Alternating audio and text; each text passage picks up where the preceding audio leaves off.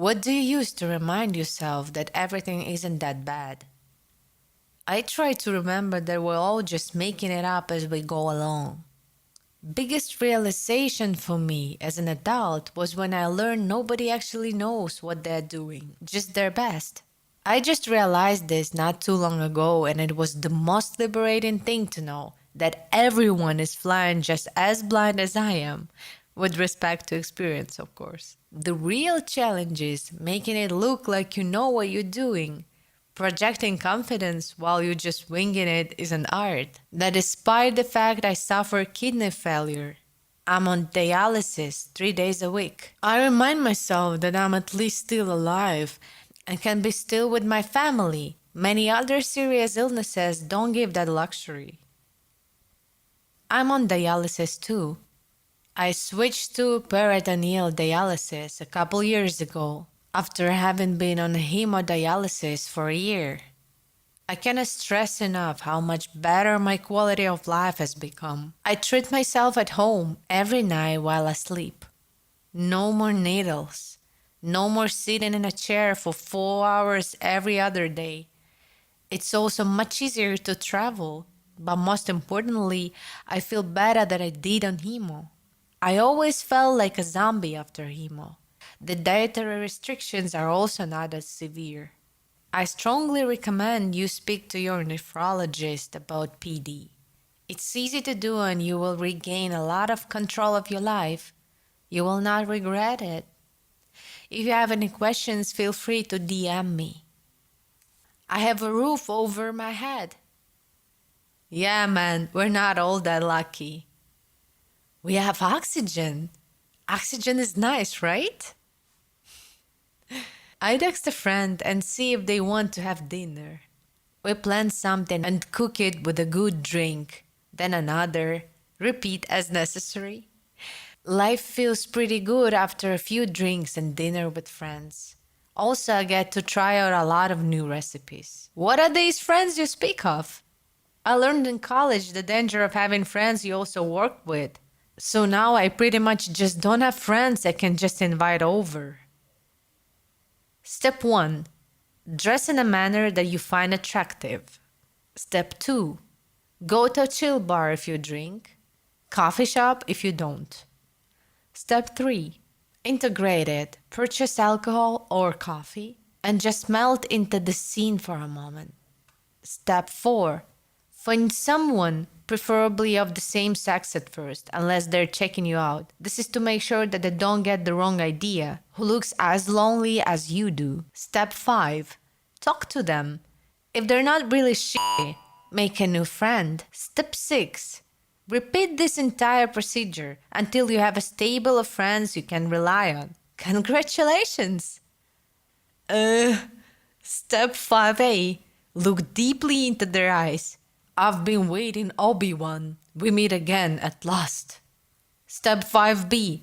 Ignore their choruses of "Who the f*** are you?" and press on. The circle is now complete. When I left you, I was but the learner. Now I am the master. Step 5C. Buy them beer. I think about the fact that all things considered, I'm reasonably healthy and there is no warrant out for my arrest. Yet. Not anymore. I heard a guest on the Joe Rogan podcast say, "A healthy person wants a million things. A sick person just wants one thing." I use this all the time. I was diagnosed with leukemia a month ago. Can confirm I just want normalcy again. So true. As bad as things may seem, I have certain people in my life I couldn't live without. As long as they are okay, I ultimately don't care about anything else. It's like that old ranking system trick. They ask you to rank your problem on a scale of 1 to 10. It's a shitty problem, so the person ranks it at like an 8. Then the questioner says the level 10 ranking is equivalent to your house burning down. You are the only one to escape. The original problem no longer seems like a level 8. In psychology, it is called reframing. Very useful exercise for anxiety. Riding my bike and listening to music, it takes my mind off of everything. And I forget what's going on and I'm just happy. Doing anything as long as there's music.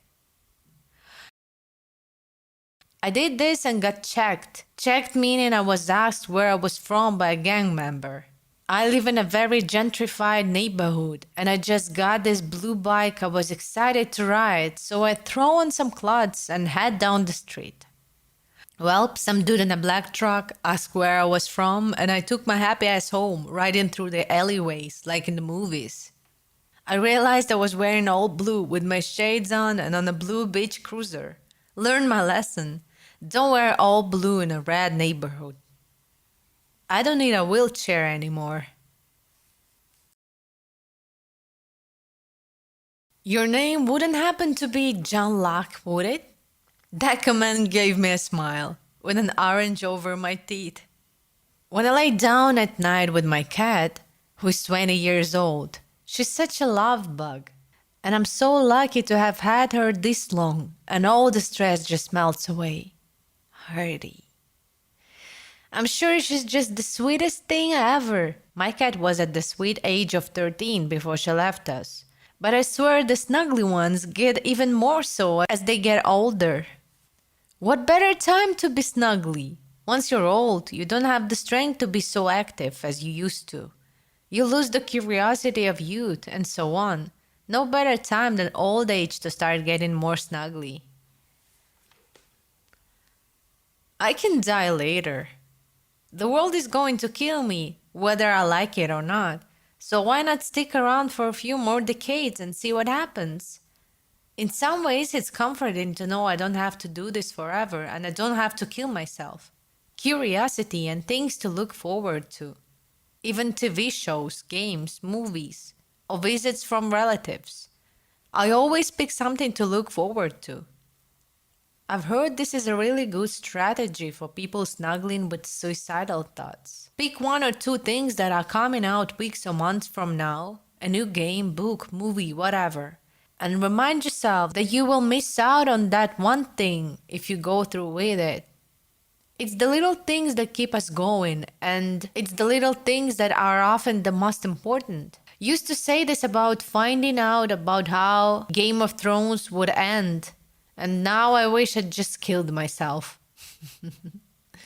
Which is why it pays to not put all your eggs in one basket, especially when those eggs are your life. This command is honestly life-changing. I've been feeling pretty down and was having suicidal ideation for a few weeks. This is a hopeful perspective, something I've never thought of, but a way I can manage or rearrange those thoughts. Thank you. The universe existed for billions of years before humans, and will be for billions of years after. It's pretty cool that we have eyes and ears to look around and check it out for a while. It's pretty weird to think that this all could have existed without ever being seen by anyone. We're super lucky it was us that get to check it out. We are a way for the cosmos to know itself. Carl Sagan. I'm not a religious person, but for some reason when I first heard this sentence, it had a profound impact on me. We exist in this pocket of time for a short while, and we are quite possibly the only beings intelligent enough to explore the mysteries of the cosmos. So we as humans were birthed from it, by chance, and when we all move on, so will our collective knowledge, and the universe may never know itself this well again. It's beautiful and makes me realize how important it is to stay curious and not get caught up in the stressors of life. To ignore your curiosity is an injustice to the stardust you're made of. That I'm still breathing. After 2 suicide attempts, I haven't had a negative thought like that in a long fucking time, a year to be exact. I haven't had a drink in a few weeks, and yeah, I'm starting back at a job that I lost a few years ago. Surprised that they're giving me another shot. Also, it's winter, but it's been so beautiful the last week. And when my husband gets off work, We're gonna go down to the water and just kick it. I think about all the natural wonders, all the organisms, both beautiful and terrifying, that inhabit this earth with me.